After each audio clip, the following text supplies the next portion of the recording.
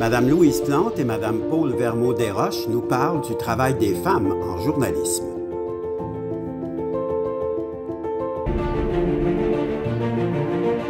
Moi, quand je suis arrivée, il y en avait 3.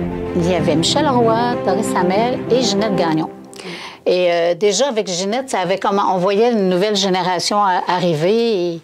Et ceux qui pensent qu'on voulait nous consacrer juste les pages féminines, là, ce qui n'est pas tout à fait faux. Là. Ça a déjà été le cas. Ça a déjà été le cas. Mais je me souviens que Ginette Gagnon avait couvert une commission de police, puis ça, il faut être solide dans le tabarouette pour couvrir ça. C'était beaucoup de...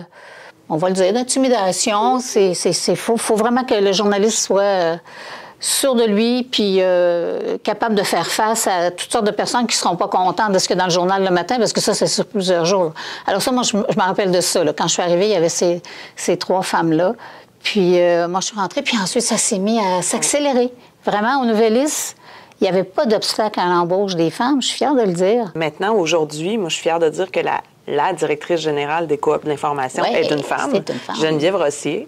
Donc, maintenant, toutes les coops de l'information dont font partie les Nouvellistes sont dirigées par une femme. Mais même ici, coordonnatrice à l'information est une femme. On a des femmes dans tous les secteurs. Tu sais, moi, quand j'ai commencé au journal, ça fait quand même 22 ans, mais on était même plus de femmes que d'hommes dans ma cohorte de stage. Et sur la répartition maintenant de l'équipe du Nouvelliste aujourd'hui, en 2023, c'est vraiment moitié-moitié. Là. Ouais, il y a vraiment une parité très, très marquée là, entre les hommes et les femmes. Mais on est quand même dirigé par une femme. On est quand même dirigé par une femme. Moi, ce qui m'intéresse, c'est la compétence. La compétence au niveau de l'information. La manière de faire de l'information aujourd'hui, qu'on soit un homme ou qu'on soit une femme, je pense pas que c'est vraiment là l'enjeu, plus que sur la capacité de s'adapter aux nouvelles technologies, aux nouvelles façons de faire de l'information, aux nouveaux véhicules aussi de l'information, les réseaux sociaux et autres. Donc, qu'on soit un homme ou une femme, ça va pas nécessairement teinter la direction que va prendre l'information.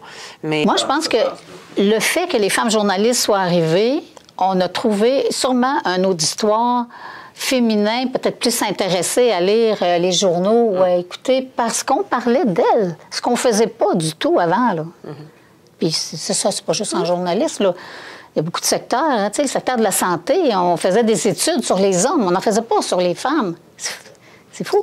C'était l'époque. Mais moi, je suis sûre que l'arrivée des femmes en journalisme, oui, ça a teinté les sujets qui ont été traités. Mais ça, les soirées électorales, moi, je vis pour ça. Là. Une soirée électorale dans une salle de rédaction, il n'y a rien qui accote ça. Ouais. Rien qui accote ça. Ouais. C'est de l'adrénaline pure et dure. Non, c'est vraiment des beaux moments, ça aussi. Ouais. Moi, si je peux me permettre, quand j'étudiais en journalisme, il n'y avait pas encore de réseaux sociaux. Et aujourd'hui, on a à composer avec ça. Les réseaux sociaux, les commentaires, beaucoup. La façon dont les gens aussi se sont appropriés ces plateformes-là, comme... autant il peut y avoir du beau sur les réseaux sociaux, autant il peut y avoir beaucoup de négatifs.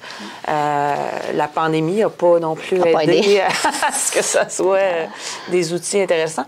Mais... moi, ça, je m'attendais pas à ça, parce qu'évidemment, on ne pouvait pas le voir venir, mais c'est encore difficile c'est une bestiole très difficile encore à apprivoiser.